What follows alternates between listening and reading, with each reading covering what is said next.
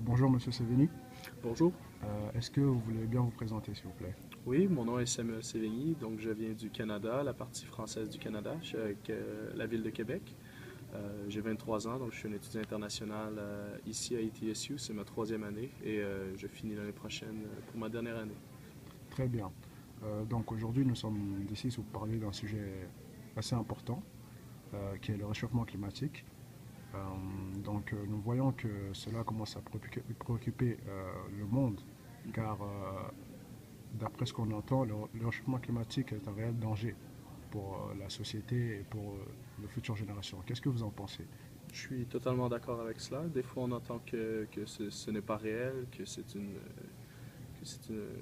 conspiration, mais je crois que c'est réel. Les faits, les évidences sont extrêmement réels. On peut le voir d'un point de vue scientifique, juste la fonte des glaciers à travers les années, à quel point ça a changé. Un point de vue de danger pour la société, je crois vraiment qu'il y a un réel danger. Parfois, ici, surtout en Amérique du Nord, on ne voit pas encore le danger. Je crois que dans les pays en voie de développement, les pays sous-industrialisés, il suffit de sortir un peu de notre cocon de confort pour voir les vraies conséquences du réchauffement climatique. Très bien. Donc d'après ce que vous dites, euh, on ne se rend pas compte du danger. Quel danger pensez-vous que le réchauffement climatique puisse apporter aujourd'hui à la Terre? Simplement, je parlais aussi de la fonte des glaciers. Si on regarde, peut-être on ne s'en rend pas compte en ce moment, mais dans les 20, 30, 40 prochaines années, qui peut le prédire?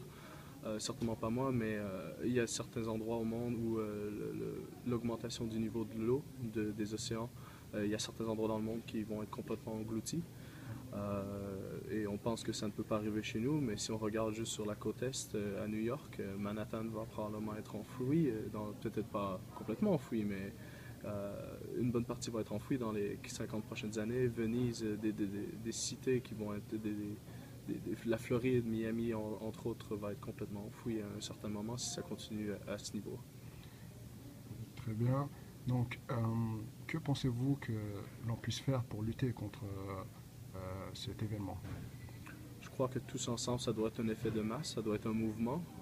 C'est sûr que ça commence d'un point de vue individuel à faire des choix, recycler, favoriser le transport en commun, diminuer la consommation de biens et de denrées, partager un peu plus, avoir une société, travailler vers une société un peu plus égalitaire. C'est sûr et certain que la surconsommation, ça n'aide pas.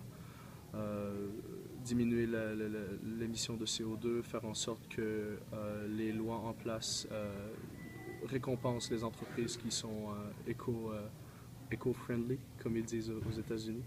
Donc, je crois que si tout le monde fait leur part et qu'on crée un mouvement, on peut avoir un impact positif sur la pollution et donc sur le réchauffement climatique. Donc, si j'ai bien compris, cela va commencer par une action individuelle. Exact. C'est-à-dire que toute personne doit faire un effort individuel pour pouvoir justement lutter contre cela. Et Exactement. pensez-vous que cela est possible? Pensez-vous que l'être humain est capable de penser de cette manière-là? Certainement, mais ça va prendre des êtres humains qui vont de l'avant et qui mettent un peu plus d'efforts et euh, qui en parlent en long et en large dans les médias et en utilisant les moyens technologiques que nous avons souvent le problème c'est que les gens ne voient pas le danger, ne se sentent pas concernés, ne connaissent pas les faits réels. Donc, ce qu'on doit faire au point de vue individuel et le plus possible, c'est diffuser l'information, s'assurer que tout le monde soit au courant des possibles conséquences. Et ce ne sont pas nécessairement des conséquences qui vont affecter notre génération, mais plus les générations à venir. Donc, à ce niveau, d'un point de vue individuel, je crois que d'en parler, c'est déjà un bon commencement. Très bien. Je vous remercie beaucoup pour ce court interview, Monsieur Sevigny. Et espérons ensemble que nous pourrons lutter contre le réchauffement climatique et que nous pourrons donner un meilleur avenir aux générations futures. Ça fait plaisir et oui, on espère. Merci beaucoup. Au revoir. Au revoir.